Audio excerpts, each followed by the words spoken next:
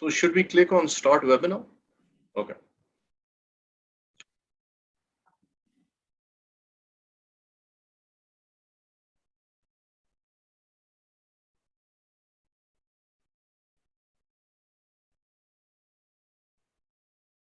So Radhika, you're doing the opening?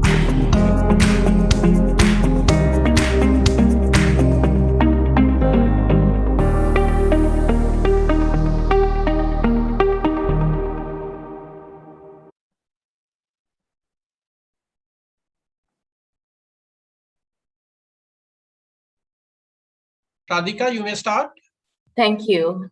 Good afternoon from Sri Lanka and a warm welcome to all of you joining us across various time zones. I'm Radhika Obesekara. I'm the Chief Executive Officer of the Sri Lanka Institute of Directors. On behalf of the Institute, ACCA and CFA, once again, let me welcome all of you to today's session, which is the kickoff to a series of virtual roundtables on the topic of corporate governance. Today's session, needless to say, is a timely one, discussing digital transformation in the new norm. We look forward to hearing regional insights on the whole transformation journey, opportunities, risks, and most importantly, what does this mean for the modern day director and board directors? With that, I take great pleasure in inviting our moderator for today, Arif Mirza, with a strong track record spanning over 30 years of professional accountancy, taxation, sustainability, and working with partner organizations. Arif is a respectable and a versatile leader with specialist knowledge and experience of the international accounting profession. As the head of ACCA Pakistan, he led and operated ACCA's third largest business market in terms of customer base in a highly complex region from 1996 to 2014. Currently, Arif leads the policy agenda for ACCA across the Middle East and South Asia. He's also currently a member of the board of directors of the Cash Foundation. He's a member of the advisory committee of Global Reporting Initiative, GRI South Asia, and a member of the GRI UNDG South Asia SDG Agenda for 2030. He's a certified director by the Pakistan Institute of Corporate Governance and was also recently appointed on the editorial board of ACCA's Accountancy Futures International Journal. With that, Arif, it's over to you for today's session. Thank you, Radhika. Let me just check that everybody can hear me properly across the network. So if you can't hear me properly, just enter in the chat space that you're having problems and we'll try and solve them. Thank you, Radhika, for that. This session, like Radhika said, it's the first in a series of conversations we're having on corporate governance. And this one is really governing for the new normal, which is an expression being used quite frequently now to describe the pandemic that we're going through and how business as usual is now changing as a result of the pandemic. One of those changes, quite obvious, is that we are adopting more and more digital methodologies to carry out our business as usual. So e-commerce, apps, fintech, all of those things are now being speeded up. And therefore, I suppose, we've gathered experts today to really focus in on how governance is really coping with that rapid change in adopting technology. So today we've got with us Mr. Susil Pillai, who's an independent non-executive director. Welcome, Sus. Thank you very much for joining us. Thank you, Arif. We're also joined, thank you, sir. We're also joined by Jahanara Sajjad Ahmed, who's an executive director of corporate governance and group financial advisor. Jahanara, thank you very much for joining us today. Thank you for having me. We've got Yusuf Hussain, again from Pakistan, who's head of venture capital at Habib Bank Limited, and therefore a technology expert with a great insight into entrepreneurship, startups, etc., and how the technology landscape is changing across the region. Yusuf, welcome and thank you very much for joining us. Thank you. And lastly, we have Sivanant Ramachandran, who's a CFA. He's a director, capital markets policy in India, and again, part of the CFA Institute. Siva, thank you very much, Siva, for joining us. Thank you for having me. Brilliant. So just some housekeeping for the audience. As we go through the next sort of 60 to 90 minutes, if you have any really thought-provoking comments that you want to make, if you want any questions to challenge the speakers and perhaps tease out some interesting points, please do enter them in the chat, and we'll sort of pick them up when we're about 60 minutes into the discussion. It will be really useful to have the audience participating and make it really interesting for us. So I encourage you to interact. I think before we dive into the questions, just a little sort of reminder of what we mean by corporate governance. We've got an audience with us, I suppose, of different experiences and backgrounds. And if we look at the OECD definition, which is probably the most popular one, it says that corporate governance is the collection of mechanisms, processes, and relations used by various parties to control and to operate a corporation. A pretty straightforward definition there. Who are the parties? Well, they are the directors themselves, shareholders, executive management, customers, regulators. So a whole host of stakeholders who are, parties to governing, and their views have to be taken into account. So there's lots of actors in this, and let me also say, from experience, there's a lot of empirical evidence and research to suggest that companies which are well governed do command a premium on their share value. Yep. So there is a reward for being well governed. Companies which are well governed do actually have long-term sustainable value as compared to companies that are not well governed. Companies that are well governed attract talented individuals who want to join and stay with them. And companies with good governance have better reputations.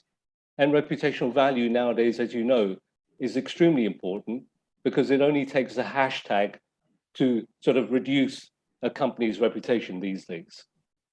So bearing all that in mind, let's make a start.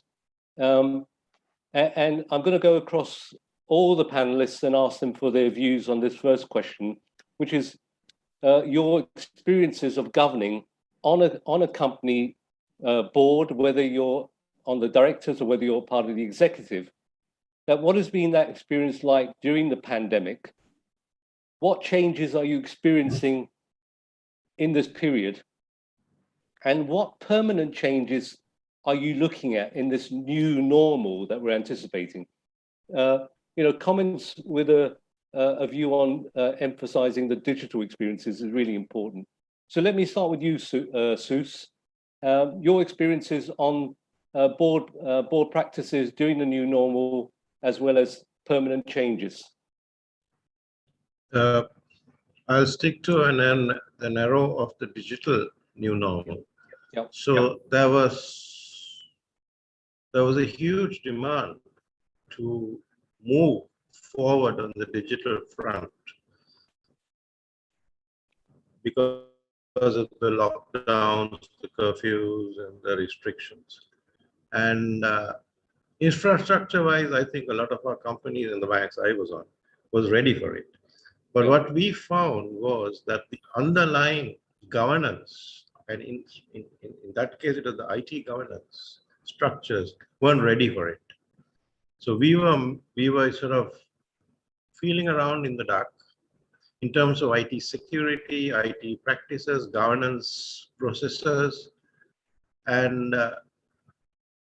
mercifully, there weren't any big calamities, okay, or as we say, the Americans say,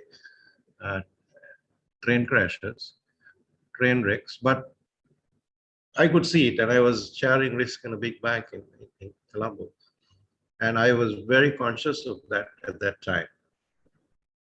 Over to you, Arif. Do you think these are going to be permanent changes, the sort of experiences you're having now? Do you see them as being permanent? I would think they are permanent. The problem is it depends on the territory. So in where I was, digital adoption of digital was brought about by a necessity that was not necessarily business. It was more need. People Right. couldn't get out of the house. People couldn't go to work. Yes. But when that was lifted, albeit temporarily, the need kind of ebbed, and then the attention went back to what we were doing before. So numbers, the need, the size of the need mattered to keep it going, and there wasn't the will to move it forward, especially the underlying structures of governance and security. But again, it has come back in the last couple of months. And now again, most places are again re-looking at some of the structures, and I think they're trying to fix it permanently. The problem is a lot of these are also very costly toys to have in terms of security and governance. And you always pull back when it comes to the cost. And when you don't have the scale in terms of demand, you always pull back in terms of cost. I'm not sure I have the answers to that. Yeah. But that's what it is. Okay. We'll come back to that sort of data security thing a bit later on as well, Sus. So Jahanara, your experiences, you're on the 4G group of companies, Murray Brewery as well. Your experiences with sort of boards during the lockdown in terms of, the levels of e-commerce and the levels of online business being done. Would you like to share your experiences, and what do you see as permanent changes that are going to take place, Jahanara? Sure, thank you. One thing that is common amongst all the boards since the pandemic started is, like we are also here connected virtually. So before, the practice was, of course, meeting physically, flying from one city to another, or from one country to another for board meetings. But now we are all connected through Zoom and Microsoft Teams, and I see this going forward. It's not temporary. I feel that now it's become a part of our meetings to meet virtually as well. It reduced travel costs considerably, and I could find no hindrance. The way we used to take decisions before the Zoom meetings, we used to meet physically. In the same manner, we are taking informed decisions while connecting through technology as well. So this is something which I see still happening in the long term. Another thing relevant to our jurisdiction, where I am based, which is Pakistan, was that during the pandemic, the government stepped in as well. They brought in certain regulatory changes and regulatory assistances for the businesses to continue surviving. And one such change was that the State Bank of Pakistan, they reduced the policy rate. They almost halved it from 13 to 7%. So that reduced the finance costs of companies across sectors. You suddenly saw a shift in their cash flows. They had more cash flows to invest elsewhere other than paying off the loans. So the regulator stepped in as well during this pandemic, and which assisted us in governing and in improving the companies during the pandemic. Another thing was that what I thought was there were some companies which were trying to survive, yet because of the regulatory benefits that the regulator brought, some companies even started to expand. Like I sit on the board, like you mentioned, which is 4G Cement. So the State Bank came up with this facility, which is called TERF, the Temporary Economic Refinance Facility, where they've, at very reduced and nominal rates, they are giving out loans to companies who are entering into expansion, bringing in new machinery. So that company took advantage of that offer and started even expanding into a new area. So in the pandemic, some were surviving, whereas the others were expanding as well.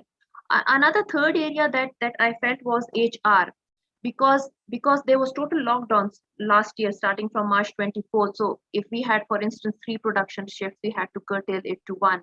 So the decision that we had to face was, what do we do with the labor force in this pandemic? They won't be able to find jobs elsewhere.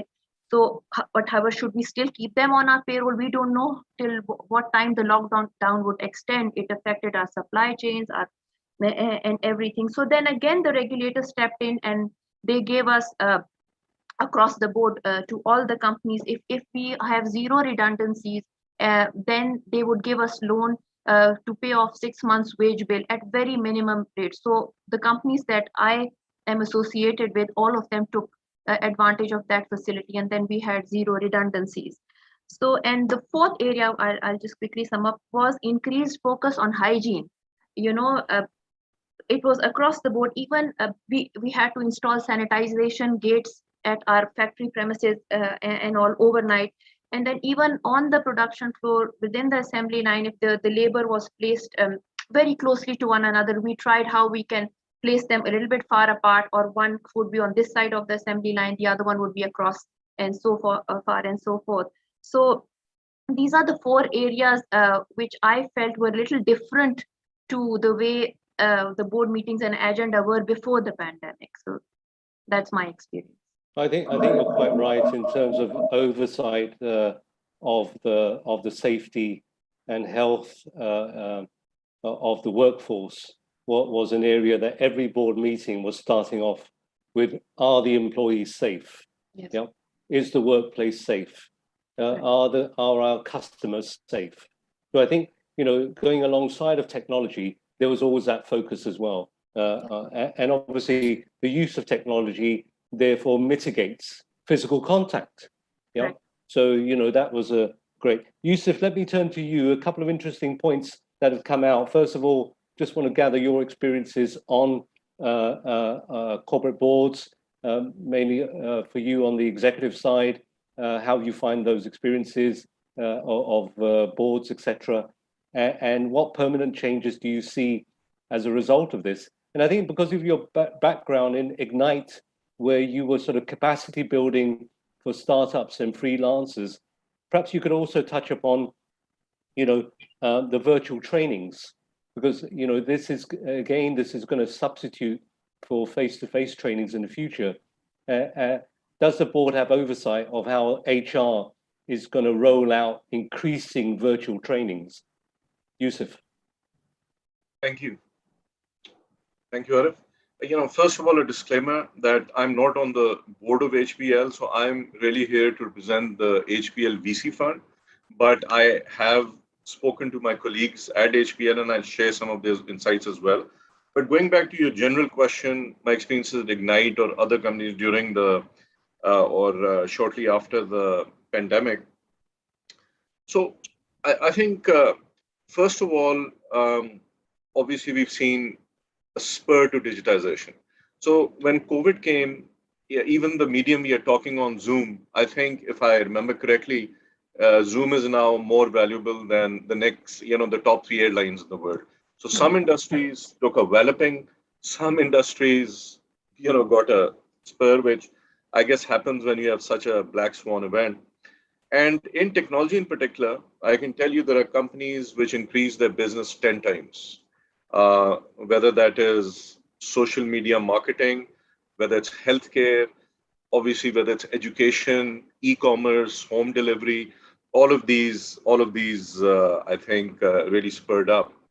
And yeah, you referred to digiskills.pk. You know, there we took the digital route for scaling purposes. There were other people doing freelance training in the country, but they were of the order of 10,000, and we wanted to be of the order of millions.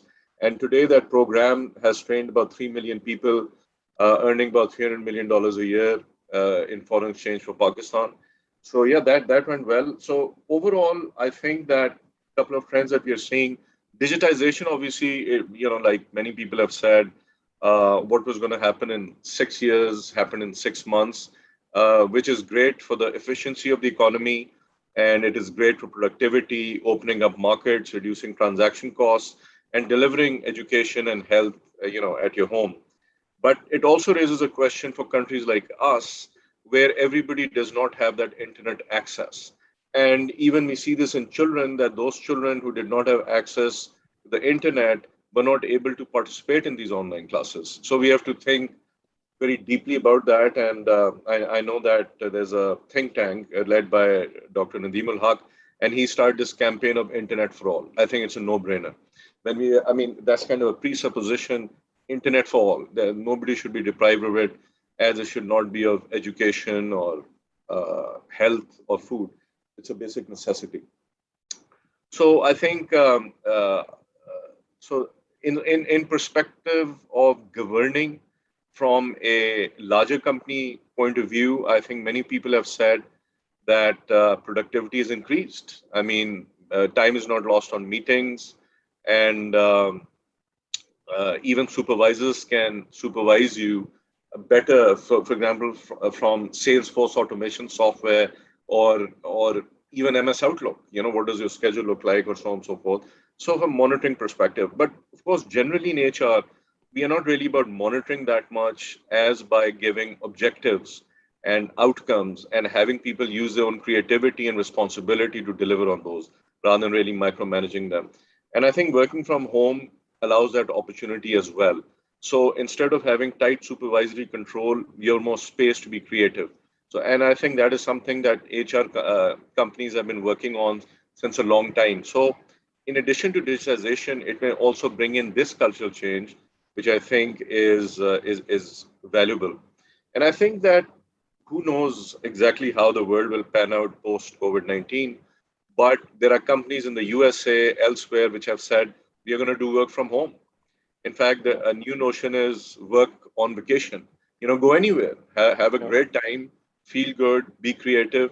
So I think some aspect of work from home is going to remain as well, and I hope it does. Great, thanks, Yusuf. Yeah, thank you.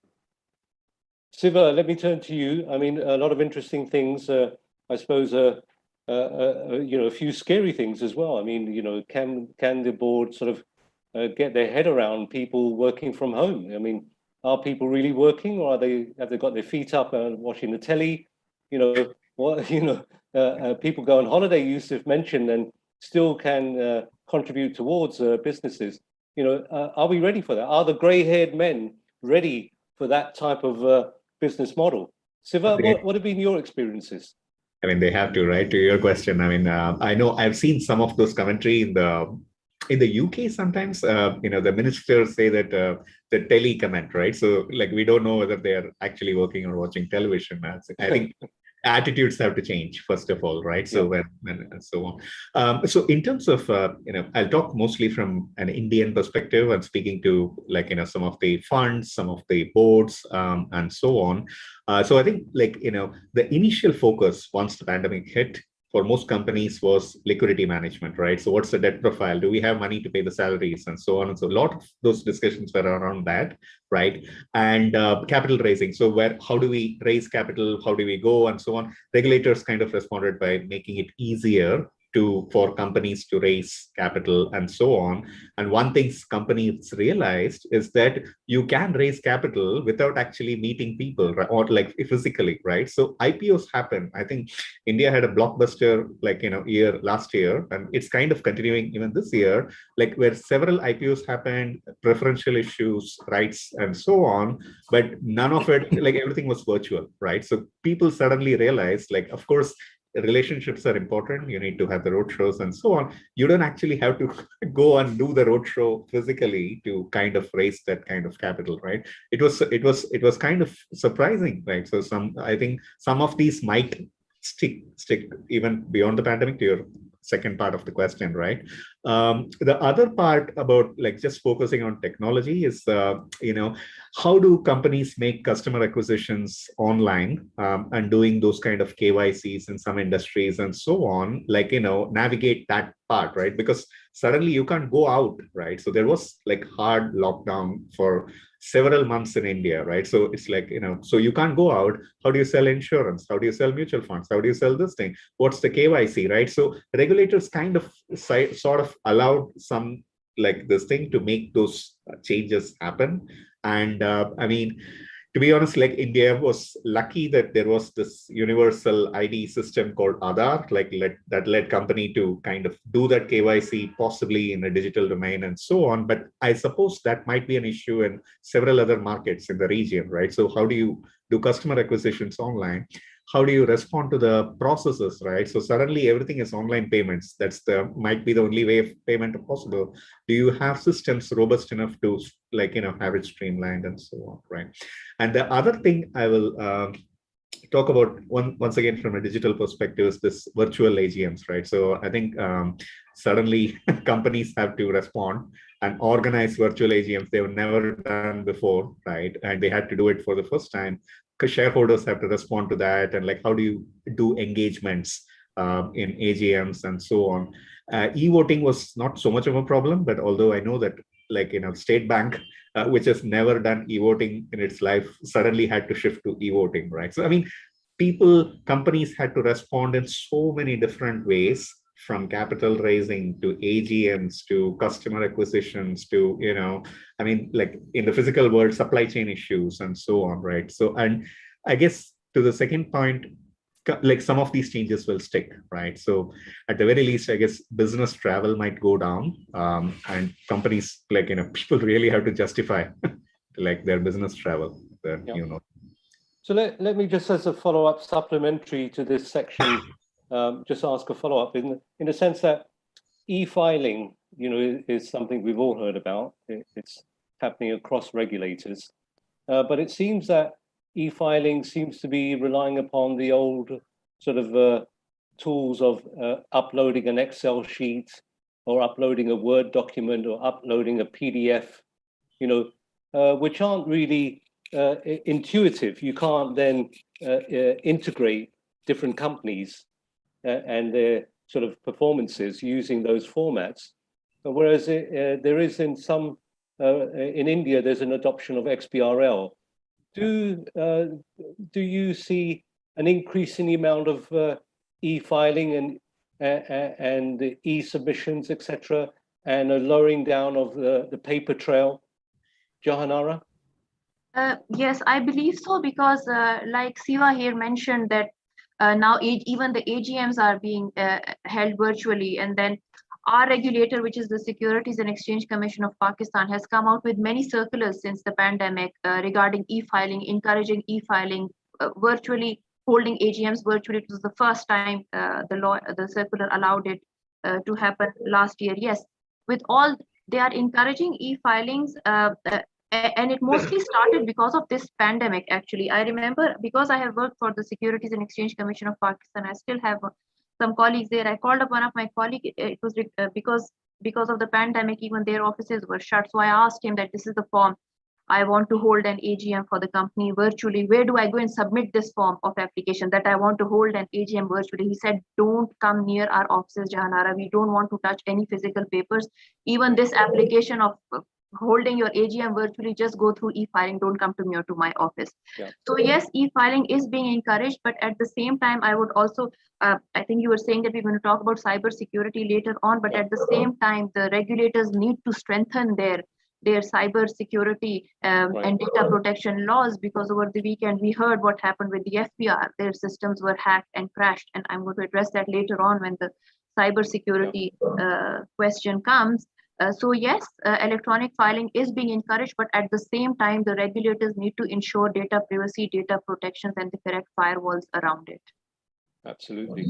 So let's move the agenda on. And sorry, Suze, did you want to say anything, Suze?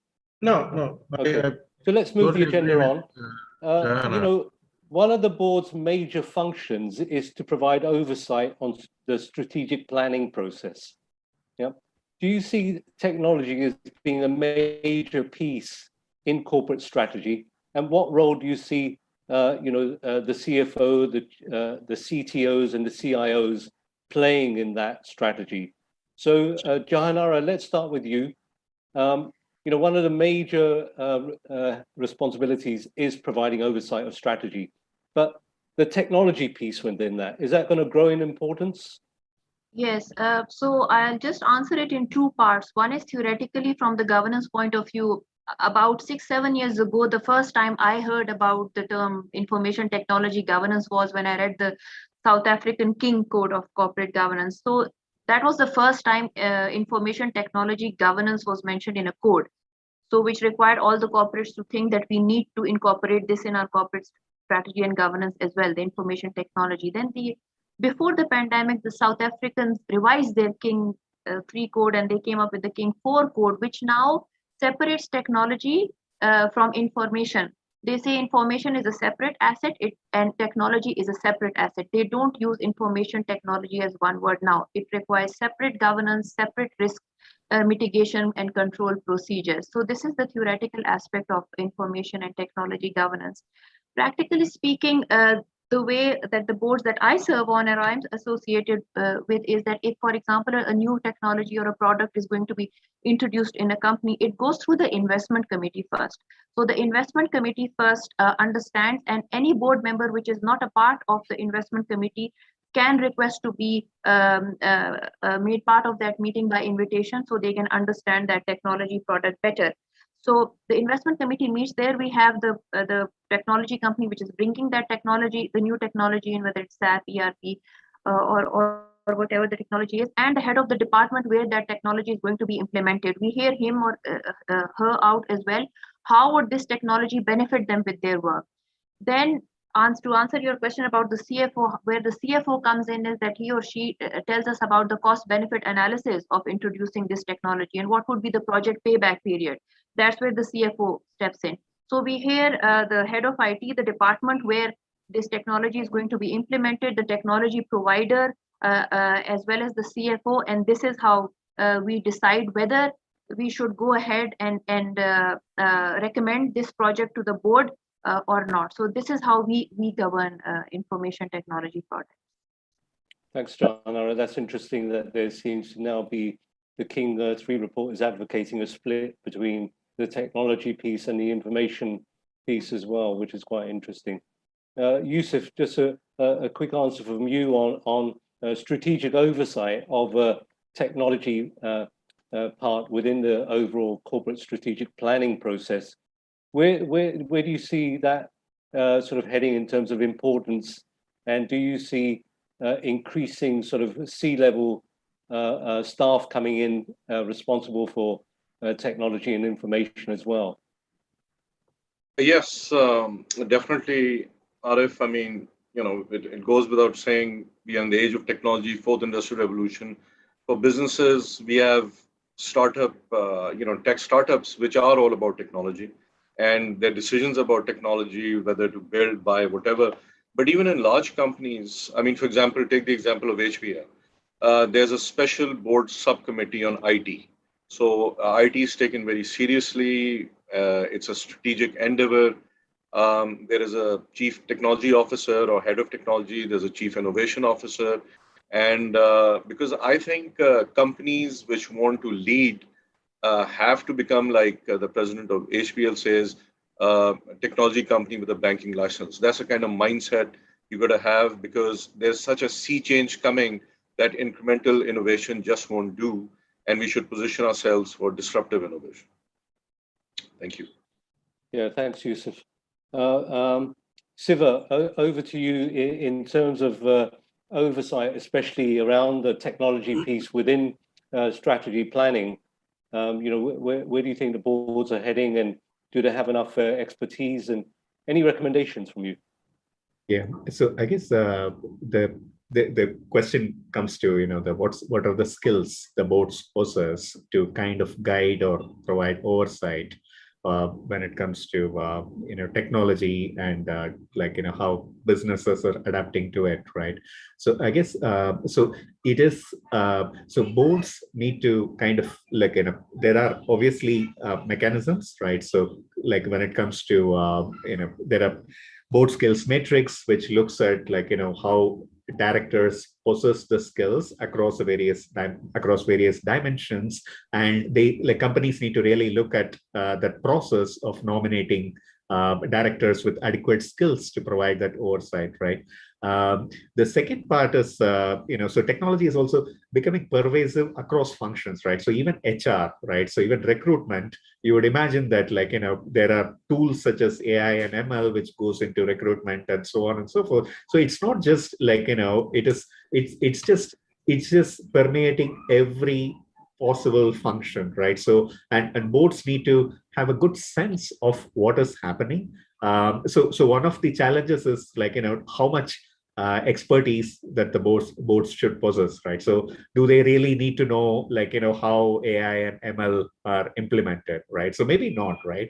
But boards should understand generally what are the inputs or assumptions behind some of the models of how technology is being implemented so that they can ask good questions. So that's the level of knowledge that we expect boards to possess. Not that, so they always will have access to a CTO and other executives to help them to understand details, but they should have some level of understanding of what kind of inputs are going into the system, right?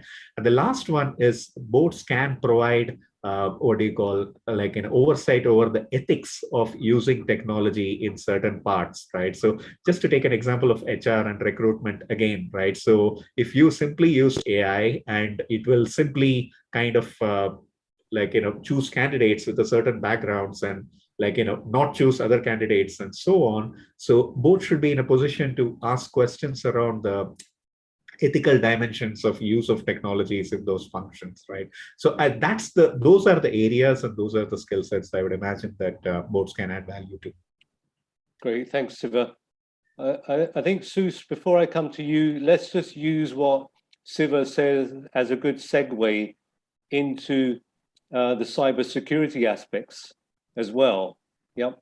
So if you could use the sort of technology piece in the strategic planning process, but also now go on to sort of talk about how enterprises are managing the risk around cybersecurity.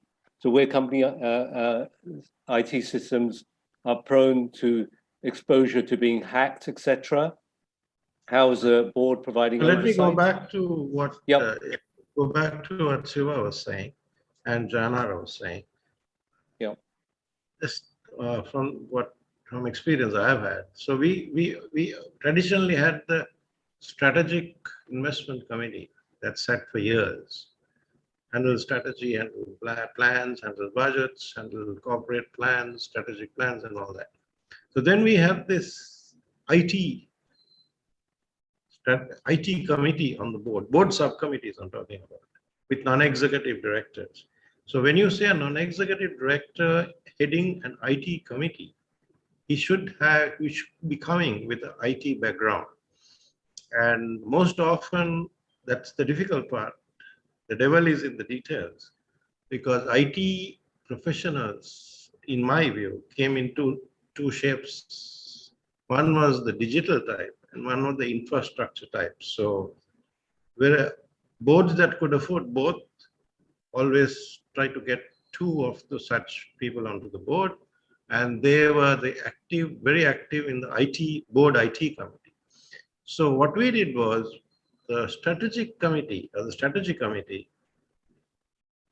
by default had the board IT head or the two IT specialists on the IT committee. Now they always moderated strategic plans, strategic directions based on the IT and the digital path that the organization would have to take. Now, in that path was IT security, but equally important was IT infrastructure. And you could over-invest in infrastructure, you could under-invest in infrastructure. So that was one part of it that had to be carefully managed. And we haven't had that much of time to actually see the result of that. And then the security. I don't think there was any ambiguity about it. Security is security. And in our part of the world, security had to be beefed up in most aspects of digital and IT. And a lot has been done, but a lot more needs to be done. And there was always this, you could adopt yesterday's technology, or you could adopt tomorrow's technology. But the problem with tomorrow's technology or security would become redundant by today. Unfortunately, things move so fast. So the important thing was the engagement, and the board as a body taking absolute responsibility for IT strategy in terms of shareholder responsibility. So two of the big risks that companies' boards have to manage these days is, one is the risk of systems being hijacked by cyber hijackers who come in and either put in a ransomware or something and really stop the business from operating. Yeah, we've seen examples of that in the US, where energy companies were hijacked by infiltrators and they had to pay a ransom, and some of them did pay a ransom in order to start business again. So there's one around the security around your systems, and then there's security around the data that you have. And nowadays, because of the nature of online businesses, that companies have an awful lot of data on customers. They have their dates of birth, they have their addresses, they have their credit card details, they have their debit card details. They have lots of information. So my question to you, first of all, I'll start off with Yusuf, and then what is how are boards providing the oversight and the stewardship around these challenges, Yusuf? Well, first of all, cybersecurity is kind of the other side of the coin of digitization. It goes hand in hand. Unfortunately, generally speaking, even in the USA, people don't give that much attention to cybersecurity until something happens, and then they kind of scramble to it. Like Janara mentioned, we had an event a couple of days ago in Pakistan as well. But cybersecurity means that you better make sure, such as may have been the incident last time, all your software is up to date, holes are plugged, good project management. And I think insofar as the board goes, the board provides an oversight just as it does for IT in general, and which is just to, they need to know how many attacks have there been, how has it been addressed, what steps are you taking to, if there was an attack, to avert this in the future, how are you being proactive, what is your process of selection of the right companies to build your infrastructure, and so on and so forth. So they got to be able to ask the right questions. They got to conceptually understand the space.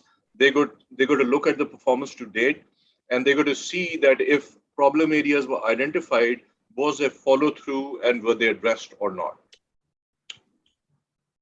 Yeah, thanks, Yusuf. And the same applies to holding personal data of customers? Exactly correct. I like the distinction between technology and information. Data privacy is critical, as particularly for a regulated entity, healthcare or banking or what have you. You got to take these things very seriously.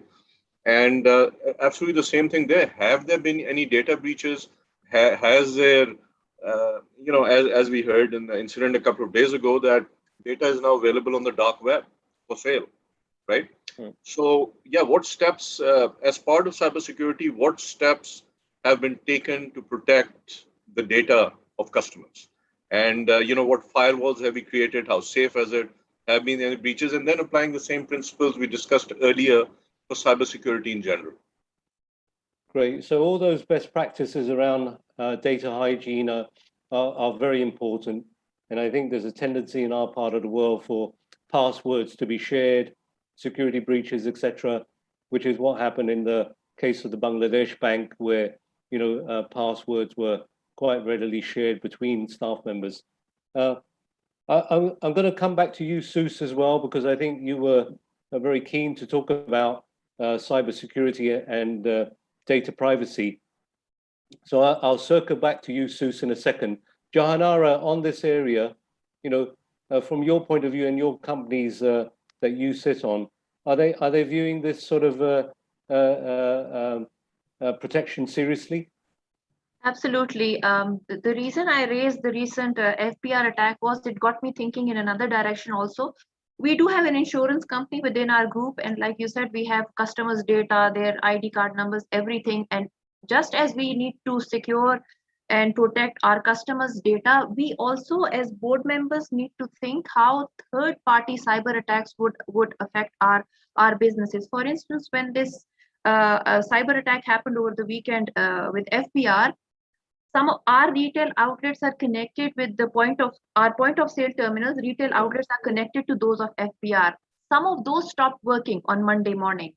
So we as board members not just have to remain focused on data protection and security of our clients and customers, but we need to take into consideration the fact that what if there is a cyber attack on a third party server? How will that affect and impact our business? It took us a couple of hours to get the point of sale terminals working and to get in our, and to move away. We are so IT dependent now.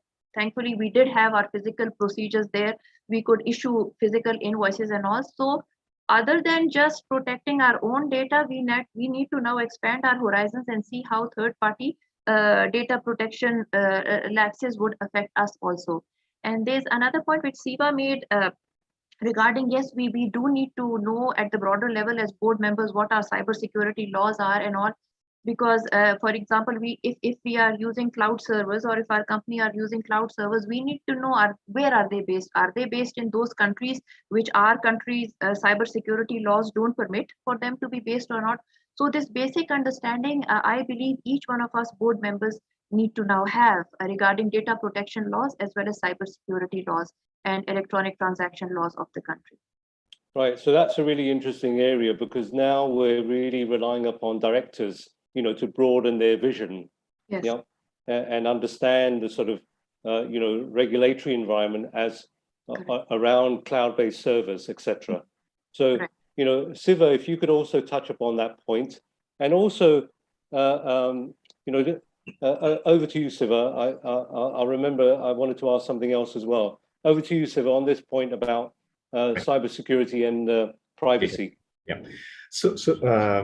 So Yusuf mentioned that companies typically they only respond after something happens. I guess the reason is cybersecurity is a bit of a tail risk, right? So I still think it is a low probability event with very high impact, right? So I mean it is very difficult to know where the source of attack might come and when it might come and so on. And it's and if you have 100 priorities, right? So where do you rank it? And we know that it's increasing.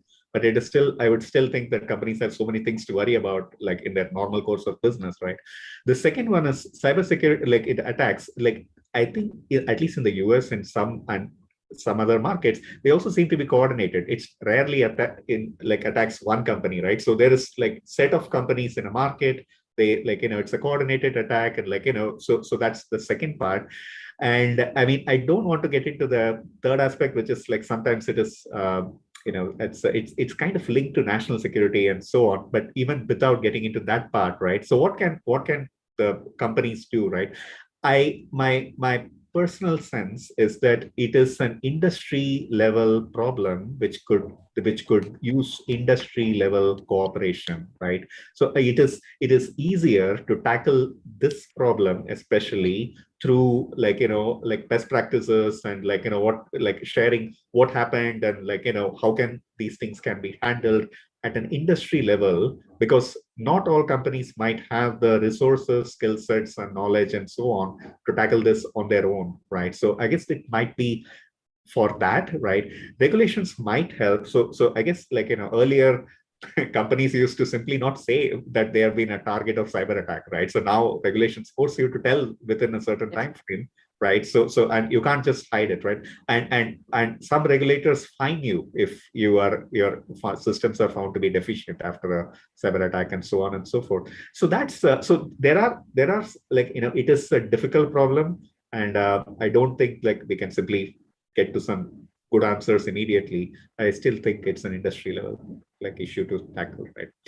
And the second question, right, data privacy and so on. So I guess the issue is about it's once again about regulations that are getting. So GPDR is what is the gold standard when it comes to data privacy issues and so on. But everyone is coming up with their own version on data privacy, And I guess boards have a responsibility to kind of keep on track of what, like, national regulators are doing in that area and prepare for it, right? So that's one, and ask questions of companies and how they are preparing for that, or potentially what might come in the future. Because if it happens, if it has already happened in Europe and like US is thinking about it, it's only a matter of time where everyone will have their version if they haven't already, right? The related issue, I think the cloud servers and so on, is now as a response to those cloud servers in different countries, like some regulators are bringing localization laws, right? So you have to kind of keep your customer data within your market, right? So you can't kind of have it like everywhere. And the MNCs especially are struggling with some of those issues, right? So, but maybe even companies which have operations like, in different markets or serve different, like, customers, they might have to start planning for it, right? So the localization as a response, I think that's an issue that might come in the future, and boards have to start asking questions, right? So that's all they can do, right? It's the company's responsibility to do things, but it's a board's responsibility to look further afield and start asking questions. Yeah, you're right. I mean, it's the company's responsibility, but I do see regulators now becoming more intrusive, and the retribution that regulators have is now starting to be extreme, because they'll not only hold the company accountable, they can hold board members accountable as well. So, Seuss, over to you. Did you want to add anything to data privacy? And I'm going to I'm going to approach this space that you opened up, Arif, from a different angle. From the point of the board, I think the better approach, or the more relevant approach currently, it may change, is that we have to approach it from basic principles. I'll give you the example, the SolarWinds hack. If anybody remembers it, about a year back, it was a malware that got into a system through a very legitimate software update. Yep. Even the software company that had given the software and been updating it all this time didn't realize there was a malware in the code. So it got in somewhere else, it got in all over the place, and there was a huge hue and cry about it. So I remember approaching this from, I walked back to basic principles, like the film on the Jungle Book, the basic necessities of life. And I asked them, forget about cybersecurity. Couldn't somebody in our own team have introduced malware? And what are the safeguards you have from that? Forget that can come in through cyber. The answers weren't very encouraging. I said, tighten that up first. If a guy can open the door, walk into your installation, plug something in and introduce a malware, or a guy working inside your own team can introduce a malware, bringing it through the cyber wall or the firewalls is not a huge issue. And this happened. It came through legitimate software like a Windows update. So I think from the board, we can't get too operational and too much into detail, but we can ask the right questions. Can it happen? Even without all this cyber, can it happen? Yes. Or a very hesitant no. And then you said, now you need to tighten that up first. So go back to the basics. How are your logs being monitored? How are your updates being monitored? Your user logs being monitored? Your access logs being monitored? IT governance just has dropped that, by the way, because they're looking at the big ones, the big headline changes. And I think we need to go back to basics there. And the board needs to keep that very much in focus, especially boards of today need to keep that in focus. Yeah, thanks, Seuss. I think that's good advice in terms of, going back to basics and just making sure that passwords are not shared, that passwords are sort of encrypted, etc. I think those are really important basic advices, and you have physical controls over access, to monitors and laptops. I think nowadays with open plan offices, nothing seems to be secure. Everything's open. People leave their laptops on, it's very easy to perhaps penetrate systems. Just to add something, Arif, Yeah. simple. Like we have the requirement, which is standard governance practice. Change your passwords every 45 days. It was not a pretty popular view. I said, why 45 days? A man puts a password, he thinks about it and puts it. Next 45 days, you ask him to change it. He's definitely going to write it somewhere. He's definitely going to write it somewhere. Now, I just want to go off the script a little bit, because some of the things you've mentioned, and bring in sort of another area, which I think is interesting to tease out. Siva talked about, thinking about the future in terms of technology. And then we've got governments in the region who are tempted by the fees attached to issuing a 5G license. Yeah. So there's, the prospect of 5G in the region is quite real, because, the value of the licenses is phenomenal. And then 5G has repercussions for businesses, because it will then set the scene for the Internet of Things, with machines talking to machines, and greater integration.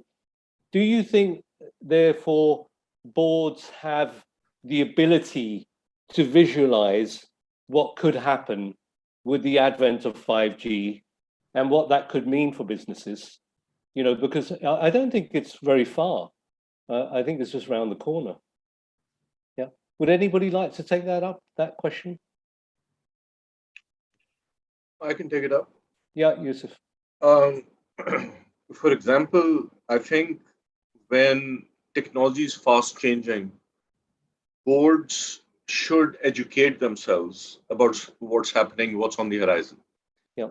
For example, talking about 5G, we're just in the process of setting up a talk by a person who's talking about the impact of 5G on banking. What is going on in Pakistan? When do we expect it to proliferate? And what is the likely impact going to be in terms, some of the terms you mentioned, like IoT or augmented reality or what have you. So yeah, we got to educate ourselves, and even then, nobody's really sure. You have to kind of make a assessment, and you may be wrong, but you make the best assessment about timing and effort and actually putting resources in. So if boards are looking at the horizon, Yusuf, and they say, okay, look, I lack the knowledge in this area.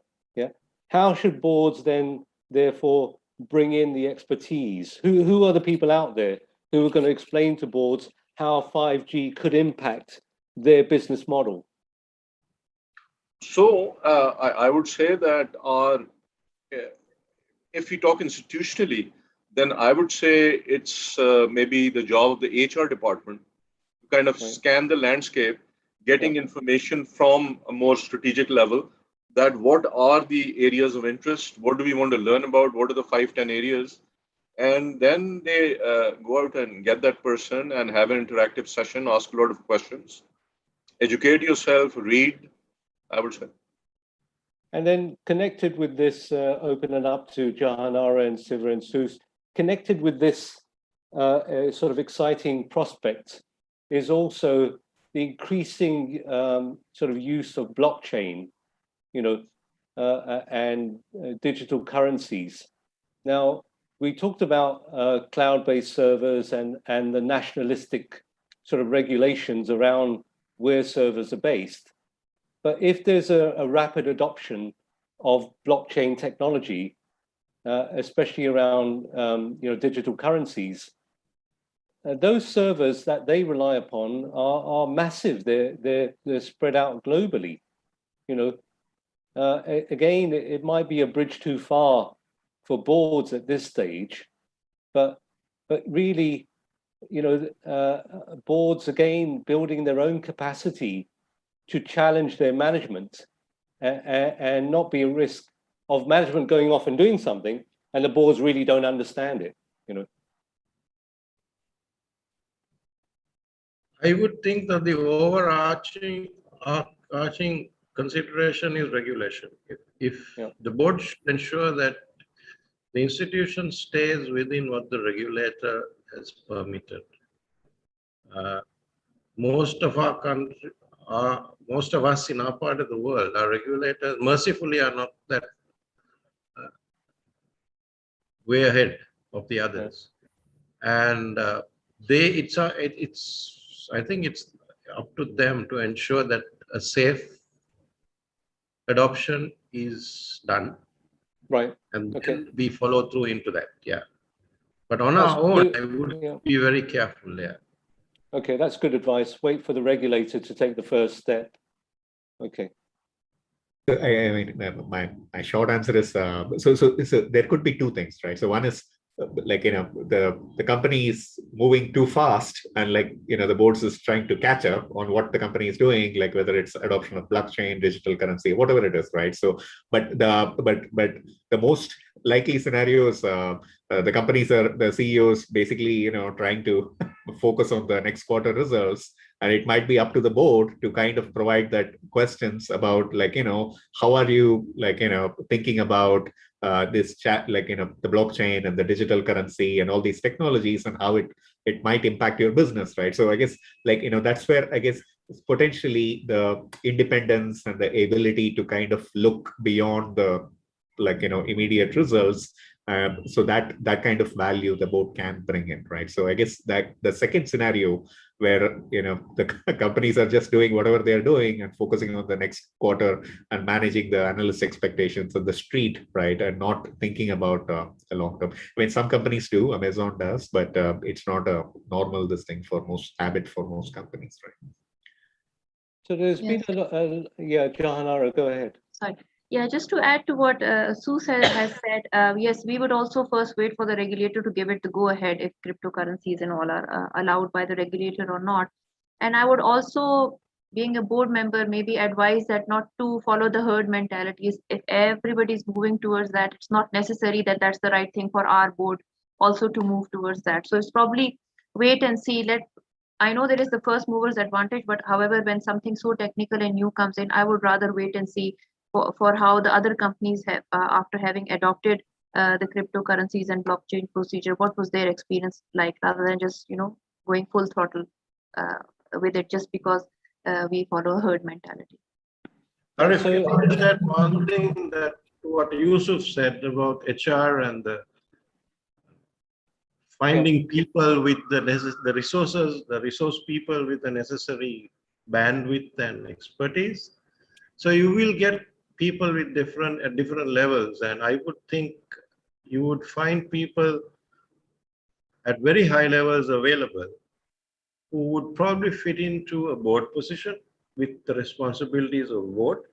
But there would be people who would also be willing to be consultants to a board on IT. That's also a possibility. And there are people who can be hired into the organization and who can work for the organization. But either way, capacity, expertise, resource capacity, resource expertise, and resource bandwidth is something we need to be constantly on the lookout for, because technology is moving fast, and the organizations would have to have that. I mean, just imagine 30 years ago running an organization without an accountant. You can't do that. Today, you can't run one without an IT person, a really good IT level person. I think one of the very good outcomes from this session we've had is that I think collectively as a group, we can perhaps send a message to the institutions that are responsible for building capacity of directors, like Sri Lankan Institute of Directors. In Pakistan, we have the Pakistan Institute of Corporate Governance. In India, they also have a Board of Directors Institute as well. I think the message would be that, you know, they really need to ensure that there's sufficient teachings in the pipeline to build capacity around this. You know, because I think this is an area which is a bit opaque at the moment, that the technologies, especially cryptocurrency, Jana has mentioned, that these, and blockchain, etc., that these trainings around understanding these new capabilities, that boards must have some sort of rudimentary knowledge to ask the questions around these. Yeah. So I think that's a useful outcome for us. Now, we've reached about 3:36, so we're over the 60 minutes into the webinar. I just want to make sure that the audience listening, we've got about 60 people listening to us at the moment. We've got a couple of questions which I'll probably turn to so that we can get the audience members involved. If the audience wants to chat and they want to have some more questions, please do put them in the Q&A or the chat. Let me turn to the Q&A for a session. I've got a question here from Abdul Nafi. I'm not sure where they're based, but they said, supervisory controls are highly important within digitalization. Can the panelists recommend, do KPIs play a significant role in this? So as we look towards digitizing a company's offerings, what sort of KPIs does the board of directors perhaps build in for the management? Who'd like to have a go at that? They haven't really mentioned which particular panelists they want to ask, but anything around strategic KPIs for digitalization? I'll take a crack at it. So Okay. first of all, I think at the board level, KPIs obviously are very important because you can't consume detailed information, and KPIs can be very good kind of summary information. I mean, with respect to digitization, I mean, examples differ across verticals, but for example, a KPI for a healthcare, health tech company could be number of patients onboarded since the last board meeting. Let's say in the last quarter, a hospital signed up, number of transactions undertaken, amount of online digital payments versus other mode of payments. These are some of the things, number of users, and you can take analogies in different verticals. And sorry, I just wanted to add one thing in terms of learning. So I think that hearing talks from industry leaders is one thing, but it's not enough. I mean, it's going to fritter away.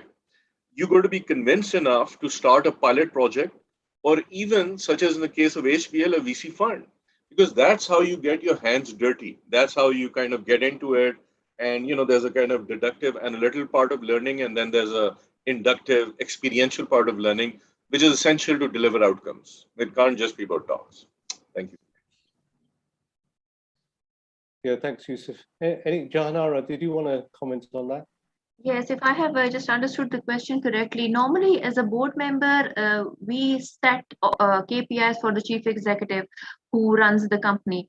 So when we are approving the KPIs of the chief executive in one of his or her strategic KPIs, we can include information and technology, governance and monitoring as one of their strategic key performance indicators. That's what I wanted to add. I agree with Jahana.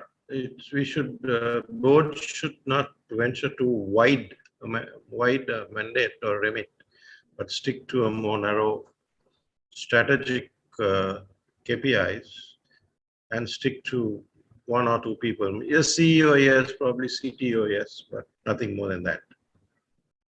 Yeah, and I suppose with the discussion we've had around the sort of the reputation damage that can be done around data privacy, I think KPIs around data privacy are extremely important nowadays. Definitely. The data KPIs around data privacy is right on top, but equally important is KPIs around security breaches. Yeah. That's it. Right. Let me go back to the Q&A. Thank you for that. We've got a question here from Simak Mohammed. Can we get the contents of this valuable session with supporting documents? Yes, Simak is from Colombo, Sri Lanka. Definitely, we're recording this, and our partners in Sri Lanka, both SLID and CFA Institute Sri Lanka, will be making this available as well. Another question was just coming in now from Nusrat Zahan Kohli. What's the perspective of the board about also educating its own in-house resources, employees, and transform them as well technologically equipped? Is this a costly investment? So around learnings and development within organizations around technology, is it a costly affair? And is it a priority for the board? Who'd like to take that?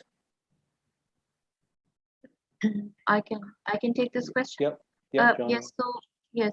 So whenever the HR budget of any organization comes to the HR committee, such trainings are made part of that budget, and I think it is an investment. It's not a cost. Training, spending the organization spending money on training of its employees, whether it's IT or any other related area, is an investment in my view. It's not a cost. We build into they take advantage of these trainings and then they apply these trainings into their practical work. So I don't see it as a cost. I see it as an investment, and yes, it should be made part of the company's HR budget. Just an example that through my experience, training budgets on IT and IT infrastructure and security, I think the board should ensure that it is carried out by independent sources of training than by the vendors themselves. So the vendors themselves provide a lot of free training, but they all come with strings tied. And very often boards don't realize that they are building up champions of a particular vendor, software, hardware, whatever it is, even security systems within the organization by accepting less costly or even cheaper or even free training programs given by these vendors. There are universities that do it. There are lots in India, I believe. Sri Lanka doesn't have many, but Sri Lanka also has one or two institutes that are very, very independent, very technical institutes that give out a very balanced and independent view. Thank you, Sus. Thank you, Janara. Let me just go through some more questions. So here's a question from Manjula Ratnayaka in Sri Lanka. She's asking, what is the solution for the increasing price of raw materials? So not a related price to technology, but I think, just to get your views on, there is a trend of prices going up. For example, on the headlines today in the newspaper, there's a shortage of computer chips for the automobile sector. Toyota, yeah. Exactly. So what is the board's view on, how the company should really plan for addressing these shortages and these increasing prices?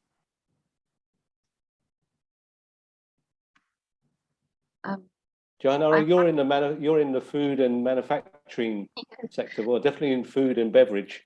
But yes, tell us about that. Sure. Just to generally answer that question, I'm not familiar with the duties and taxes which are prevalent in Sri Lanka. However, generally, now you need to control your stock levels. So if you manage your raw material stocks in such a way that you can predict that, okay, in future the budget is coming out, so normally the budget comes out with increased duties and taxes. So how about we keep our raw materials at such and such level which can cater for our future 6 months to 12 years of production. So it all depends upon how well you plan your inventory levels of your raw materials. Another thing in Pakistan, which I as a board member, what we are trying to do is that because road transportation is very costly, and because the company is based in the north, by the time they send their the port is in the south, so by the time the finished product reaches the south, it's not compatible with those manufacturers who are already stationed in the south. So we are now trying to sort of meet with the railway ministry and say that if the railway network is placed in such a way, and if they follow the timetable, that would considerably reduce the cost of raw materials which we need to send out or in from north to south. This transportation cost, planning your inventory levels well in advance. This is how you can sort of control your final product's costing. Similarly with Toyota. Yeah, I suppose we're facing a perfect storm in terms of the cost of raw materials. We had the pandemic, and then we had the Suez Canal was closed for 4 months as well. Yes. So, you know, the price of cargo containers has shot up, like, I think around 6 times. So, you know, all of this has to be factored in. Let me go back to the questions. So I've got a question here from Shuvra Paul. As the companies are going digital, my concern is that many board members may lack experience of IT, cybersecurity. What are the challenges? Is it time to consider inclusion of IT expertise on boards? I think we've already mentioned that. I think there is a need to have IT capability on boards.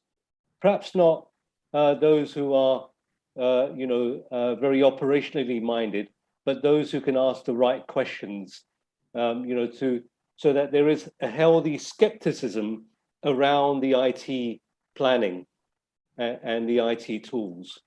So, Shuvra, I hope that's answered your question.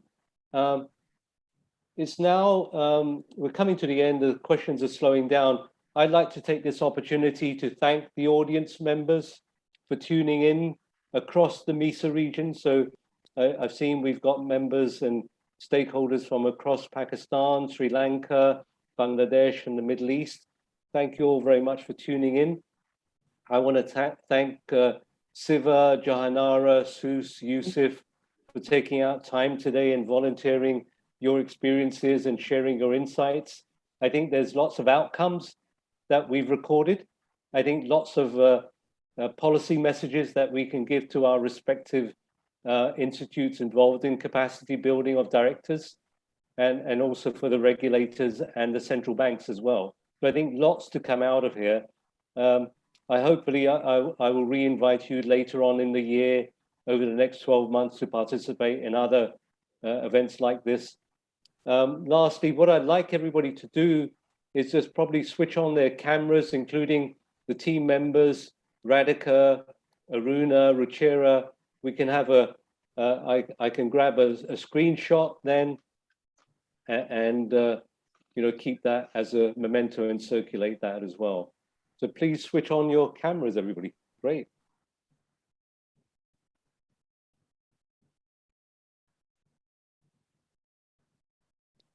Right. Right. Nice. Say cheese, everybody. Cheese. Thank you. That's done. Thank you. Right. Thank you all very much, everybody. Any closing words from you, Radhika, around the event and some of the messages? Thank you so much again, Arif, for all the initiative taken to put this session together, and to all the panelists joining us from across the region. We definitely look forward to engaging with you further. I'm sure there'll be some strong outcomes from the roundtable that we've put together. So look forward to that. Thank you very much. Great. Thank you, everybody. Bye-bye. Thank you, everybody. Thank you. Bye. Bye-bye.